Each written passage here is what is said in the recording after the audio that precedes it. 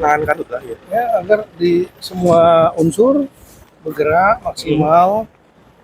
Pemda, Polri, TNI, Kehutanan, Basarnas, BNPB, semua dimaksimalkan. Benar beliau nanya kekurangannya apa aja, seperti heli untuk bombardir, ya apa water bomb gitu ya.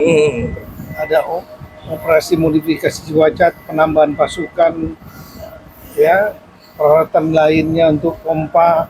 Beliau nugaskan juga Menteri PU diantaranya dan Menteri Pertanian untuk pompa, ngebor, sumber bor TNI itu sumber bor. Kemudian juga minta kepada polisi untuk tindak tegas kepada pelaku pembakaran, dan saya sudah mengeluarkan instruksi Mendagri nomor 1 tahun 2026 yang intinya adalah melarang kepada kepala daerah ya, bupati, gubernur, wali kota melarang pembukaan lahan dengan cara membakar tanpa kecuali. Kalau kemarin kan ada kecuali masyarakat adat itu, sekarang tanpa kecuali. Ini kan situasi darurat. Situasi darurat yang kita juga harus extraordinary, ya diskresi kita harus lakukan untuk jangan sampai terjadi pembakaran baru. Jadi strategi utamanya adalah yang sudah terlanjur terbakar harus segera dipadamkan, dilokalisir dengan semua mobilisasi kekuatan termasuk PU, Menteri Pertanian dan lain-lain. Kemudian untuk mencegah masyarakat jangan melakukan pembakaran baru, titik api baru. Surat itu aja. Edaran itu kemarin dikeluarkan kapan Pak? Kalau di media juga ada. Instruksi Mendagri nomor 1 tahun 2026. Saya keluaran kemarin. Oh kemarin. Kemarin. Menteri meskipun Menteri Lingkungan Hidup juga sudah mengeluarkan surat edaran tanggal 10. Akan khusus dibentuk satgas khusus nggak Pak, kayak apa Aceh kan ada satgas khusus. Setiap daerah masing-masing. Oh di tengah itu. Iya, dibimbing oleh kepala daerahnya. Kemarin kok ada beredar isu juga Pak, Haji Isam itu ditunjuk untuk ikut membantu penanganan. Itu kurang tahu ya. Saya kurang tahu. Tapi kan kalau untuk penanganan kebakaran ini kan bukan hanya pemerintah ya, semua stakeholder yang dianggap mampu, termasuk perusahaan-perusahaan sawit, perusahaan tambang kan semua terdampak. Jadi boleh saja mereka masyarakat untuk ikut berpartisipasi. Oke, jalannya. Presiden Prabowo Subianto hadir di GCC Senayan untuk menghadiri akad nikah Kasespri Rizky Irmansyah. Tak sekadar menjadi tamu, Prabowo dipercaya sebagai saksi nikah dari pihak mempelai pria. Sementara Presiden ke-7 RI Joko Widodo menjadi saksi dari pihak mempelai wanita.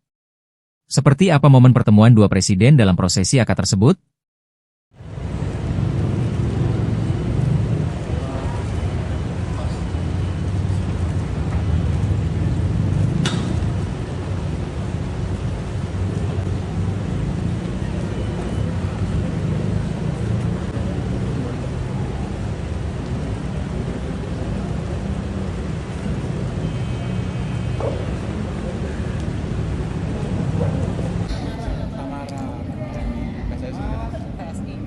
Mas Elvi cantik banget.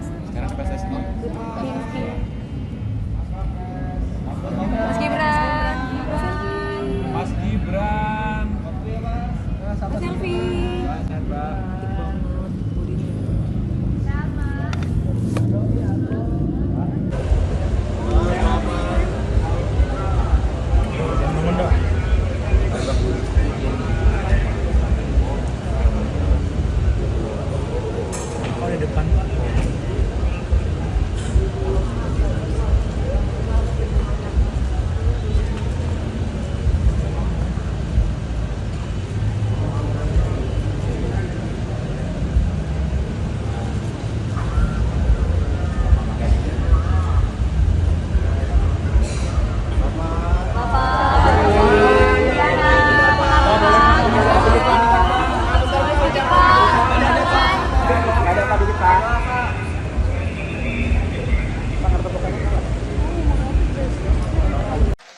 And as soon as we're finished with the Islamic Republic of Iran, as soon as we're finished, oil is going to be down at lower than it was even just a little while ago. We had it down to, for your cars, we had it down to $100 Think of this. I went to Iowa, love Iowa, and one gas station had it at $1.95 a gallon, and another one had it at $1.85. And then I went to meet with my people back in the White House the following day. I was in Iowa to make a speech. I left, I went, and I said, you know, I hate to do this to you because the country was booming. By the way, the stock market is much higher now than it was then, but, you know, and your 401ks are much higher now than it was then. But with all the good news, I said, I hate to do this, but we're going to have to take a little detour down to the Islamic Republic of Iran, and we're going to have to put out the nuclear weapon stuff because they're going to have a nuclear weapon, and we cannot let them have a nuclear weapon. We cannot let Iran have a nuclear weapon, or you'll see some very bad things. So we went down and we stopped them. They'll never have a nuclear weapon. They want to make a deal so badly. We don't even know if we want, because I view the Strait of Hormuz is an American territory right now. It's an American territory. They emptied their jails, including Venezuela. I now love Venezuela. We're making billions and billions of dollars from Venezuela. We're getting along great with Venezuela. That was, by the way, nobody likes to talk about that. That was one day. Everybody said, oh, it's going to be long. It was one day. And actually, in a certain way, a little different, but certain way, we're doing equally as well with Iran. The fake news just doesn't want to report it that way. But they are now coming around because there's not much they can say.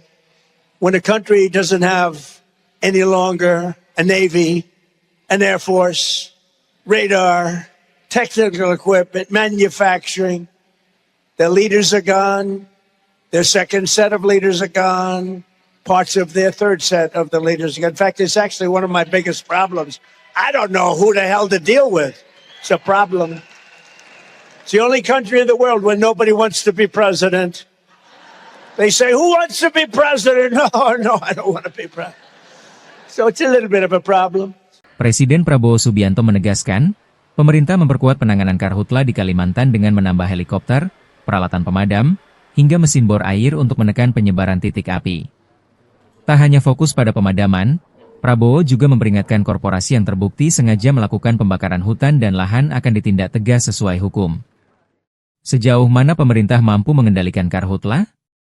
Saya datang untuk melihat keadaan setempat yang nyata. Nah, sekarang saya minta siapa yang bisa kasih saya presentasi tentang situasi.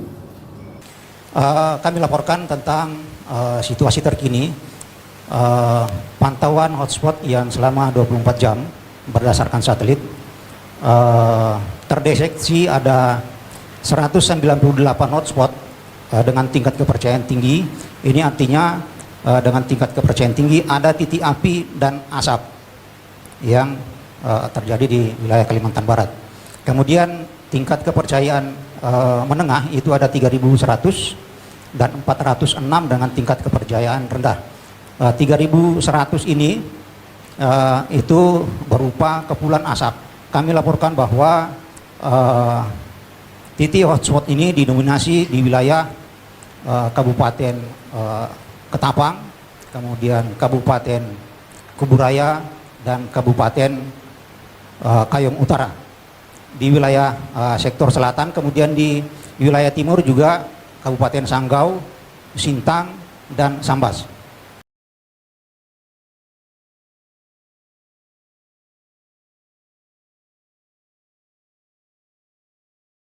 Korban gempa di Nusa Tenggara Timur kembali bertambah. BNPB mencatat 87 orang meninggal dunia dan 1.298 orang mengalami luka-luka. Jumlah pengungsi juga meningkat menjadi 150.576 orang. Sementara itu, gempa susulan masih terjadi dengan total mencapai 5.012 kali. Pemirsa, Bank Indonesia mencatat defisit transaksi berjalan pada kuartal 2 2026 melebar 12,5 miliar dolar Amerika.